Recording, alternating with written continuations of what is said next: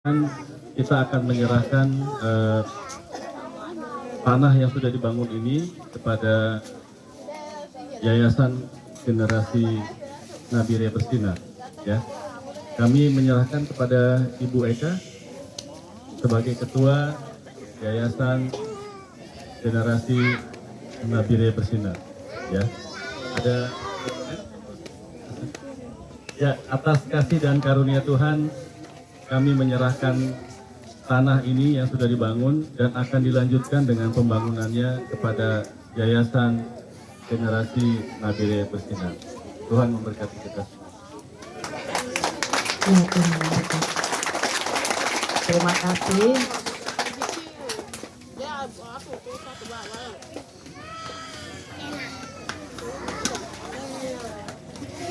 Beliau yang tahu dari awal. Bolak-balik. Semangat Bu. Ya, Semangat Bu ya. saya bilang terima kasih kepada Tuhan Yesus. Amin. Sudah 11 tahun saya dan teman-teman melayani di tempat ini, dan di awal tahun lalu, di tahun 2024, Tuhan itu suruh saya keluar dari PAUD yang sudah 7 tahun saya jadi kepala sekolahnya di situ. Dan Tuhan bilang, kamu keluar dari PAUD itu. Dan saya bilang, Tuhan, kalau saya keluar terus saya mau ngapain? Karena saya tahu panggilan saya itu ada di pendidikan, dan khususnya pendidikan anak-anak. Dan Tuhan bilang, kamu harus mulai serius pikirin anak-anak di Waroki. Karena selama ini saya menganggap Waroki ini yaitu pelayanan gitu, bukan pekerjaan. Itu hanya pelayanan gitu. Tapi Tuhan bilang, harus serius untuk ngurusin anak-anak ini. Dan saya bilang, Tuhan, ini udah 10 tahun ya, 10 tahun, dan kami hanya belajar di bawah pohon dengan terpal seperti itu. Kalau hujan kami nggak bisa belajar.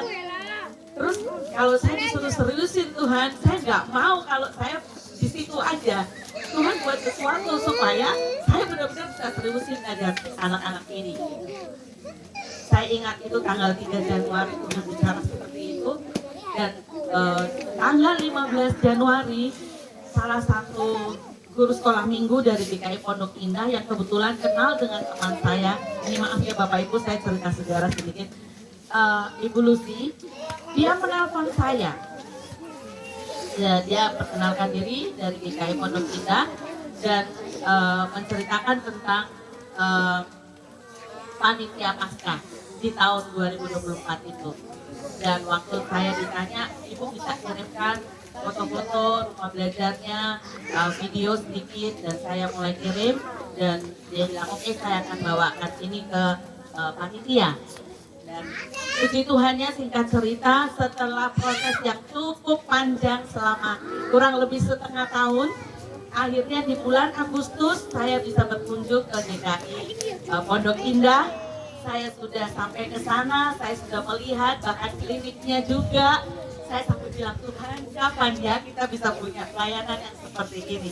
Gereja yang benar-benar menyeluruh dalam melayani, bukan hanya rohani tapi juga secara jasmani ya, terutama untuk kliniknya. Kliniknya ramai terus, dan itu banyak yang datang itu justru bukan yang dari seiman dengan kita ya. Bahkan itu ada juga di Cianjur kalau nggak salah ya.